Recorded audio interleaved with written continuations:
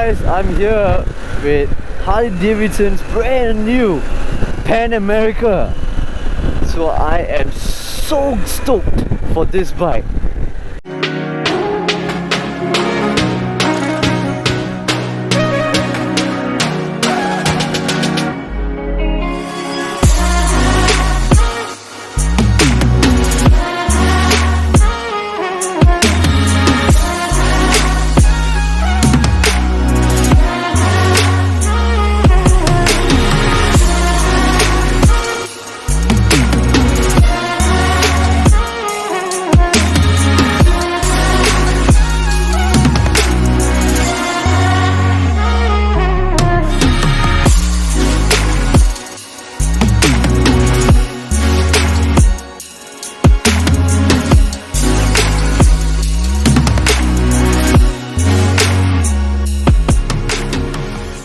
Alright guys, so I'm with the Pan America right now, and it is insane that I'm actually getting to ride this bike.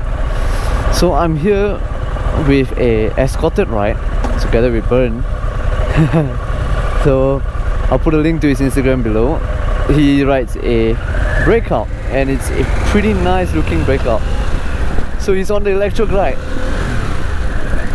Okay, there's a lot to go through about this bike, and the first thing I'm going to shit, oh my god damn it,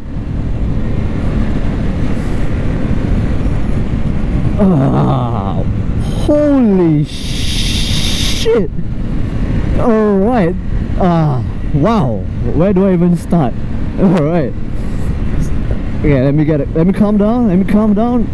Okay, so the Pan America is basically Harley Davidson's adventure bike.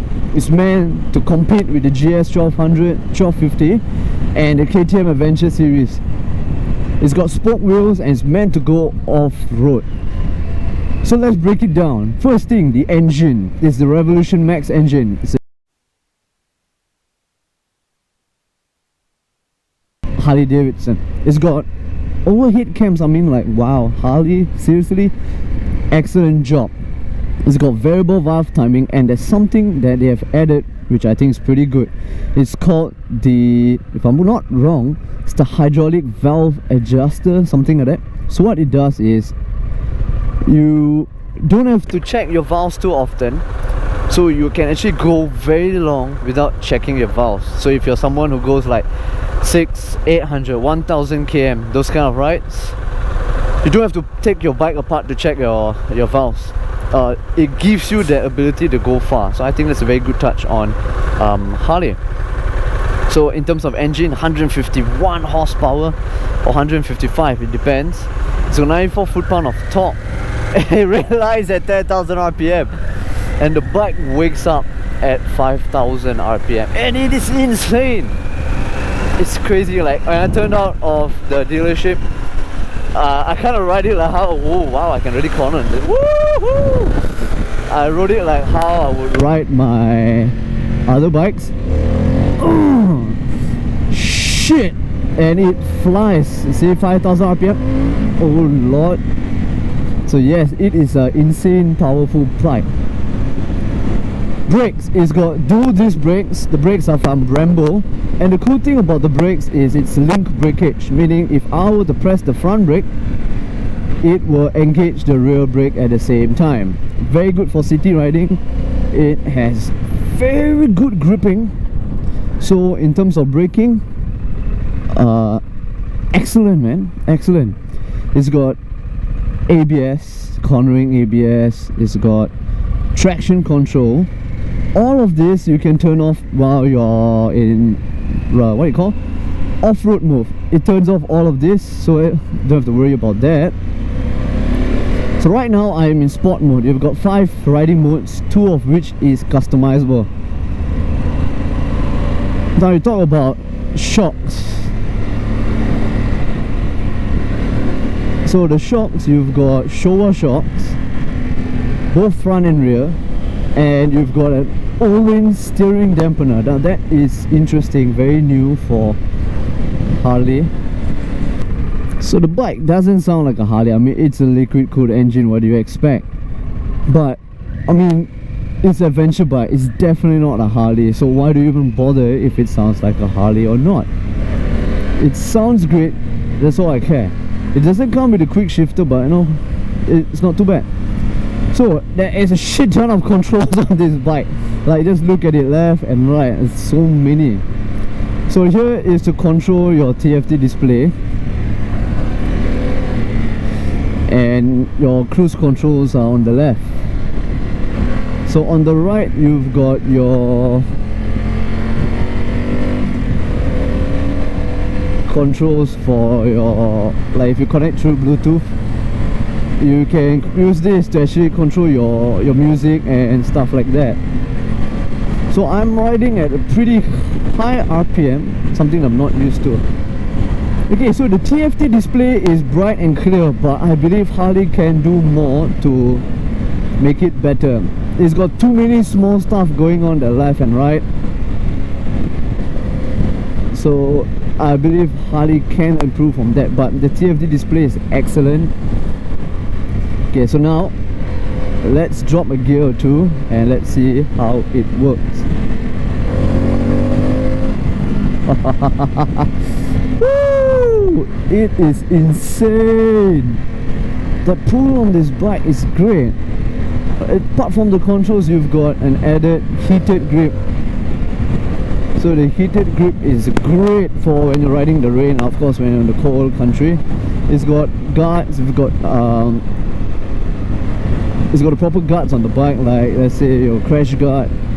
Even the windshield, later I'll show you how it's done. You can actually bring it down and up using this, so you can increase the height, lower the height according to whatever you need.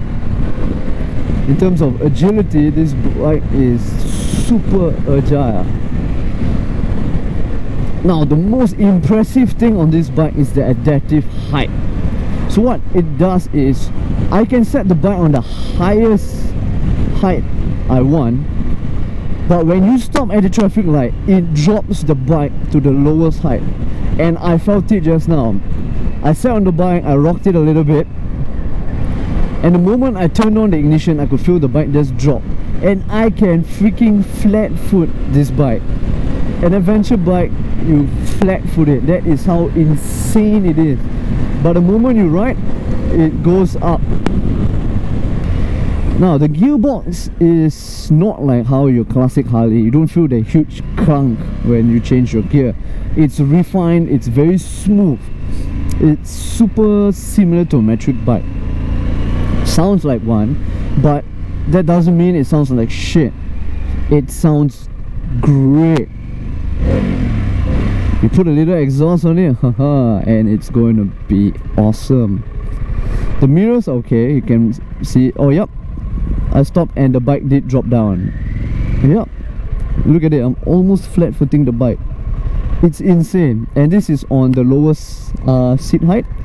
So I'm about 120 cm, 5'6". And of the adventure bikes I've ridden, like the GS, the XR1000, this is probably the most comfortable I've been and the most approachable. Like, I'm not afraid of the bike and it doesn't feel overbearingly big. At the end of the video, I'll put a link to the GS and the XR and to all the other videos of the adventure bikes, and you will realize what I mean by it's approachable. It is so easy to ride, way more comfortable. You don't feel scared. That's the most important thing. So I think for someone who's into adventure riding but is afraid to ride that kind of bike, like let's say for myself, even though I like the view and the look of the GS, I think in terms of riding, I would like to take this bike. Now, a cool thing, you have a small rear compartment on the rear seat. You have 3 charging points on this bike. One is at the front near the TFT display, and you've got 2 that's under the seat. Now, you can't charge all 3 at the same time. You can only charge 1 at a time. But it shows that you have 3 points to choose from, which I think it's a very well thought out bike. And talking about that, I believe and I truly honestly believe that this is the most thought out bike by Harley Davidson. It's the best bike they've built in a very long time. I mean, I love my FXDR, but if you're looking for someone who is in, if you're a company that's trying to hit the general market, this bike hits it. Since it's very new, I can't say whether it's reliable. I can't say that, oh, it's going to be better than the GS, but looking at the way it's built, the specs, the technology, the revolutionizing shocks, the engine, it's a very strong competitor. And I hope maybe down 2-3 years down the road they build on it. I hope they work on the controls, because it's way too many buttons on this. And the TFT display, they need to make it better. If you look at the GS, they have done it a very well job. Even Ducati has done a very nice job on their TFT displays. They are very nice.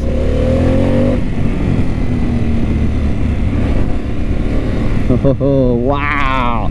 The pull on this bike is insane! What? Shit. So you can carry a huge payload, you can carry 3 panniers. The front you can put in another bag. The seat is super thick and comfortable, and the same thing goes to the rear seat. So if you're riding 2 up, it's great.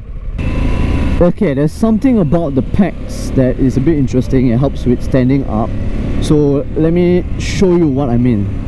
So you can take off this when you're going off-road. See? Gives you more control. And this, oh, it's hot. You can actually pull it out and flip it. So the bottom is sharper, so you can pull out, flip, and you can actually stand up on this bike with more grip. So yeah, you've got that, and I think it's a small touch. It's a very, very small touch, but what it shows is Harley has thought about this. So everything on their bike has thought out, even the damn windshield. You can just adjust it.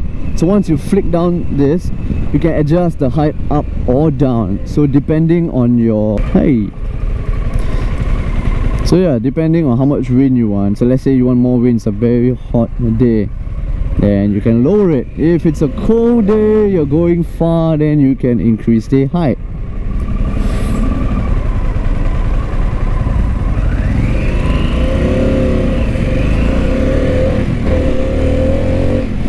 Oh Lord have mercy.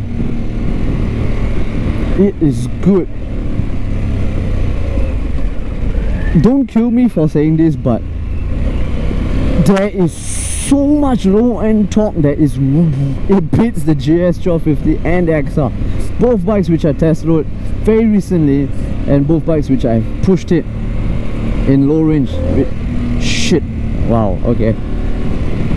So I'm going to go find out the price, and I'm going to see how competitive Harley is. Are they really going to try and compete with the adventure market, or are they going to put a very premium price? So I will go and find out, and I will put the price below, and I'm really hoping Harley puts it at a very competitive price, because there is a lot of potential. This engine itself has a lot of potential. It's not going to be like the traditional bikes, but it's going to do well, especially if they put it into their Sportster S, which they have. And I hope they make like a 1800cc liquid cooled version for the bigger engines in the future. One thing I can say the drawback is, compared to the other bikes, other adventure bikes, it is much hotter. Yes, it is hot. So for all the adventure bikes that I've ridden, I don't feel the heat, but as you can see how I'm sitting, I'm already spreading my legs. So this bike runs hot. I'm not kidding, it does. Yeah. So if that's an issue for you, you need to take note. So I've talked so much, I don't even know whether I spoke everything. It's so good. So let's conclude this video. Let me start with the negative stuff first, right? Because it's not a lot. One, too many controls. They need to figure this out. So even the menu, the buttons are nice, but it's just way too many buttons. They gotta clean it up. Second thing, the TFT display is good, but there's a lot of potential to make it cleaner. There's way too many small stuff going around, right? And third, it is hot. Yes, it is hot. I'm not even riding like, I don't think I even rode more than half an hour or 20 minutes. I think I rode half an hour, I'm not sure, but it is hot, like, yeah. And it's hotter than my FXDRS, is it? I can feel it because your legs are tucked in behind, so the engine hits right at your leg. So that is something I don't like. What I like about it, I love the tech, I love the brake, the shocks, the way the bike drops the height, the link breakage, the amount of thought put into it, the windshield, the way you can adjust, the amount of customization option. It's just the looks. Yeah, it looks like a box from the front, more like a vacuum cleaner. Yeah, but if you take out the looks and you look at functionality, I think this is a super functional bike. Oh wow, it is hot. Yep, so it is a super functional bike. It is such a awesome bike. I'm loving it. Alright, so I am back. Okay guys, so this test rode to Pan America and it's an awesome bike. So I really urge you guys to come down to Harley Davidson Singapore and test ride this bike, because there are a lot of haters out there. So you need to test ride it and you will know why it's a very approachable bike, especially for new riders. So I'll put up a video on the XR and GS right on top now. Click on it and you'll see the difference between both bikes. All adventure bikes are good, but I believe this is very approachable for new riders. So do like, subscribe, and I'll see you guys in the next video.